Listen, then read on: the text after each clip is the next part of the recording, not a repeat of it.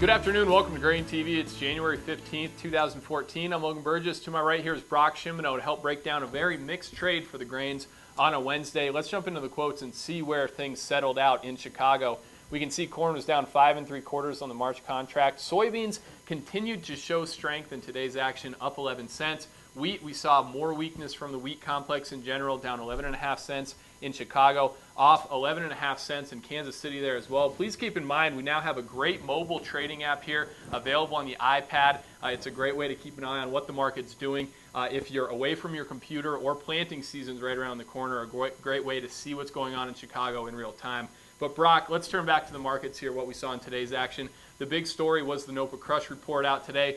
Certainly gave the bulls something to talk about. You know, it continued to push the soybean market higher. The fifth day in a row, we've seen pretty substantial gains for that soybean market. Let's take a look at the numbers that NOPA did report here this morning. You can see the last column here is what was reported for the December crush totals.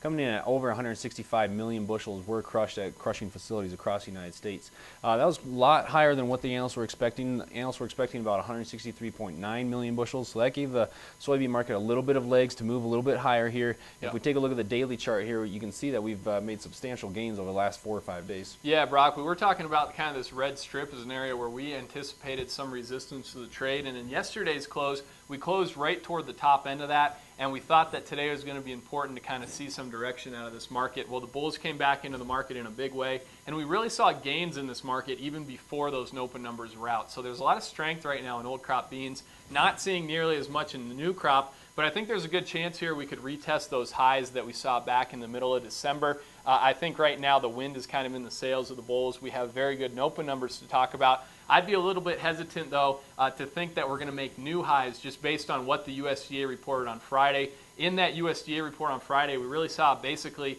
a report that was in line with trade expectations. So not a lot of big surprises there. I guess long term, it seems like the bulls are in command, but I wouldn't anticipate some big new highs printed here on this March contract. It seems like the weather situation in South America has been building in a little bit of a premium as well. The weather forecasts have turned a little bit hotter, a little bit drier for some of those key growing regions. We'll have to continue to monitor that. Right now it's not a major issue, but I think the bulls are using that to add a little bit more to this rally that we've been seeing recently. You know, I think that's especially important for corn right now, and that seemed to be helping out action following or on Friday and a little bit into Monday. We saw weakness in general in the corn market, but that is a concern right now for corn in particular, is that the northern Argentine crop is entering pollination into some temperatures that are going to be very hot, upwards of 100 degrees Fahrenheit. So not ideal for pollination, obviously, as they enter that key growing phase. So that's something that's been supporting corn. But today we got a relatively weak ethanol production report. Take a look here at the slide that we've been watching throughout the marketing year showing weekly ethanol production.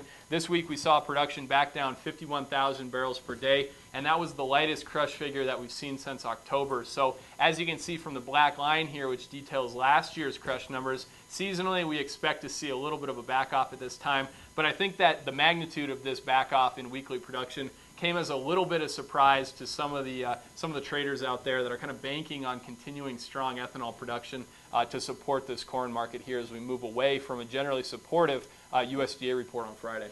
You know, last week we did get export sales that were very weak for both for corn in particular, and this week we're anticipating pretty weak sales there as well. For this year and for next year combined, we're looking at 300,000 to 550,000 metric tons. For wheat, just 350 to 600,000 metric tons, and soybeans looking for another strong showing in the export market last week, 750,000 to over 1 million metric tons anticipated in tomorrow's report. And of course, we'll be tweeting those numbers once they do come across the news wires. At GrainTV is where you can find us on Twitter. Make sure you head over to our website, grainhedge.com, take a no-obligation trial of the mobile trading app that you see here for your iPad, iPhone, Android, or tablet device. Or as always, you can give us a call at 877-472-4607. Thanks a lot for joining us here on a Wednesday. We'll see you tomorrow for the export sales report.